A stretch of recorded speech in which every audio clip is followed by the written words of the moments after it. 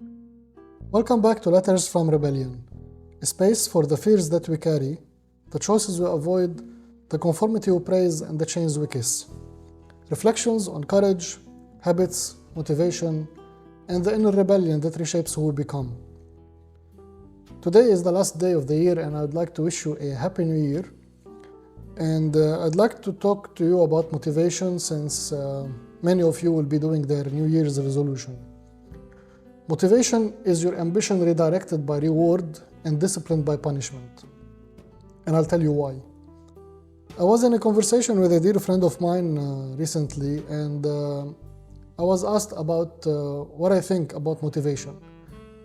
I didn't answer quite right away, not because I did not have an opinion, but because every time people ask this question, they're usually already standing inside an assumption that they don't really notice.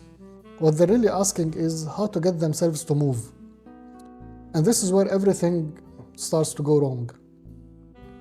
Because the moment you think or you feel that your movement becomes something that you need to be persuaded into or to be convinced of, be 100% sure that something has already taken control of the steering wheel of your life.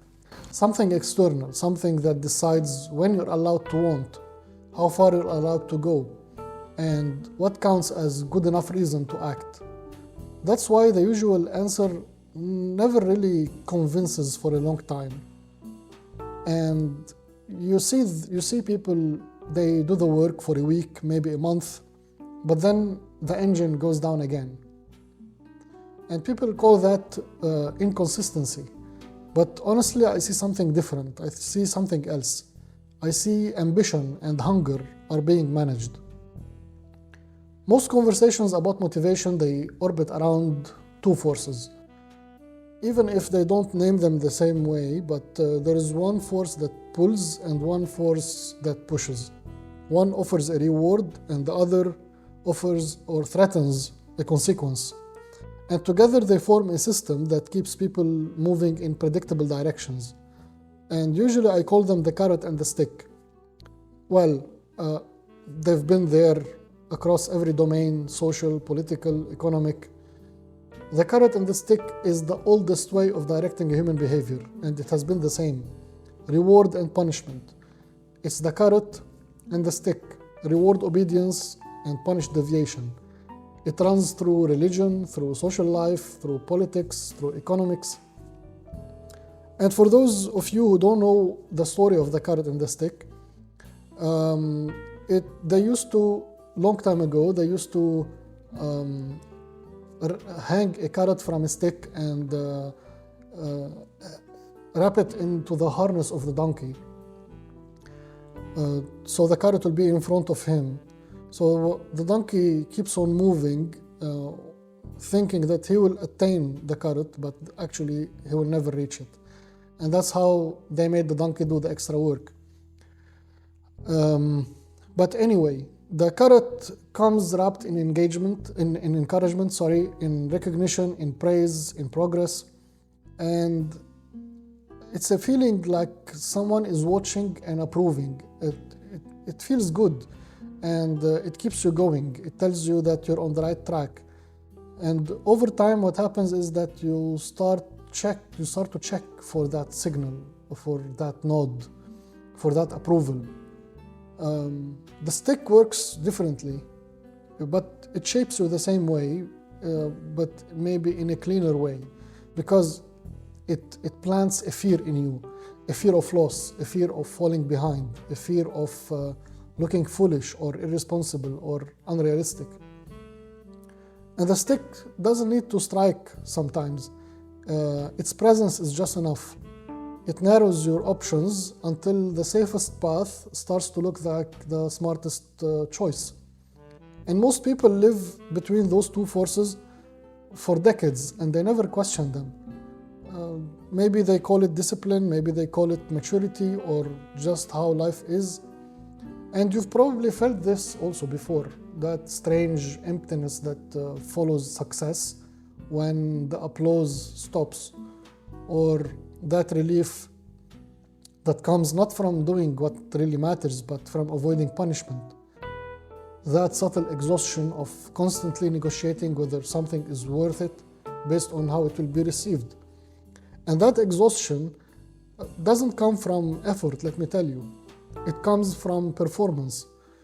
But then, when courage does its work, which we spoke about in previous episodes, there is something that is gonna change. You stop negotiating with yourself, you stop asking for permission internally, and you carry your alignment into the open. And suddenly, all these old motivators, they stop working the way that they used to. So the praise doesn't feel as it used to. The pressure starts to feel thinner. And you keep moving, not because you're being fed or threatened. And this is where most people, they describe this moment as losing of motivation.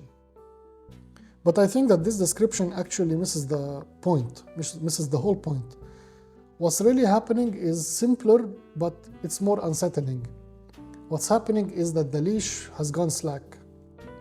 And when the carrot stops pulling and the stick stops pushing, your ambition and your hunger steps forward without supervision. And this makes people nervous because unmanaged ambition doesn't explain itself.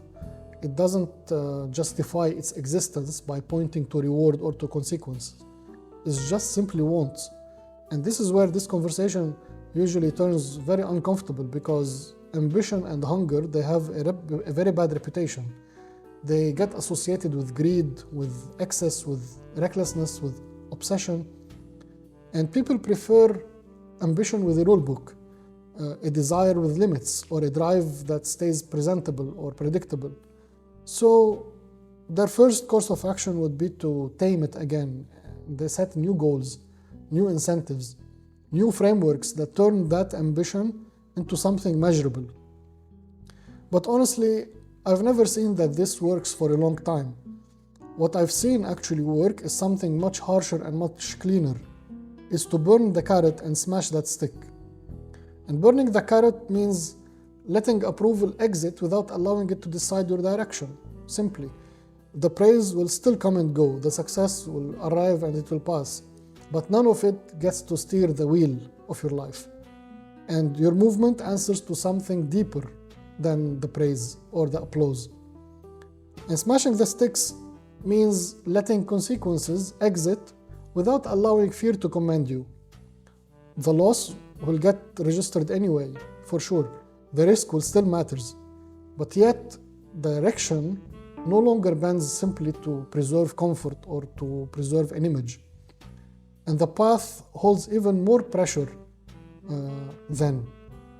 And when both forces fall away, something honest appears, a drive without management. And I notice this most clearly in the gym. Not on the days when everything is working fine and clicks, but on the quiet ones. When there's no PR coming, there's no mirror reward, no one is watching, and when progress is slow enough that it stops feeding the ego. That's when I can feel the question underneath that routine. Am I here because this matters to me, or because it used to make me feel in a certain way? When the reward fades, when the numbers stops impressing, when no one would know if I skipped, what's left isn't motivation. It's either a direction or nothing at all. And this doesn't rush or doesn't spike. It carries weight.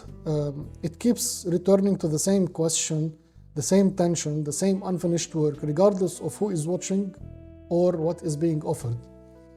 And you feel it as a pull that doesn't require motivation. You don't need to convince yourself. You don't need a reason that sounds good out loud. You move because the alternative feels like erosion. And that kind of drive scares the systems which are built on incentives.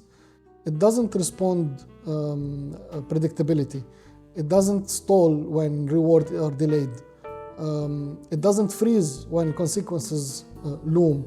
It moves according to an internal agreement that can't be bargained with easily.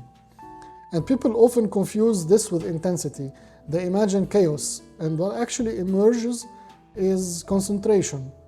Fewer pursuits, fewer distraction, less noise, and hunger stops spreading itself thin across whatever promises relief, and it starts focusing on what carry weight. And at that point, let me tell you, motivation as a concept becomes irrelevant really. And you stop asking how to push yourself. You stop asking how to stay consistent. Those questions belong to a life governed by a carrot and a stick. What replaces them is much quieter and maybe a little bit more demanding. The question is, what deserves this ambition or this hunger?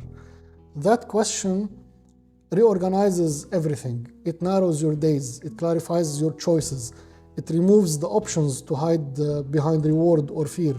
You move because you've decided that this direction is worth the cost of staying with it when nothing external is feeding the flame or threatening to extinguish it. And living from this place changes how people see you. Less explanation, less visible striving, more steadiness maybe, and you don't appear dramatic. In fact, you appear more anchored. And the fire doesn't spill outward, it works inward, shaping what you give your energy to and what you leave untouched. This is why I don't talk about motivation anymore, and the word assumes something is missing. What I see over and over is something buried under management. And burning the carrot and smashing the stick doesn't create a drive. In fact, it reveals a drive that you already have it in you. And once you felt that version of hunger or of ambition, returning to incentives will feel very hollow. You can still accept the rewards for sure, and you can still respect the consequences, definitely, but they just no longer own you. And what remains after that tells the truth really. It tells you who is moving your life. Is it you, or the reward, or the punishment? And if the answers unsettles you, that's the part of the work.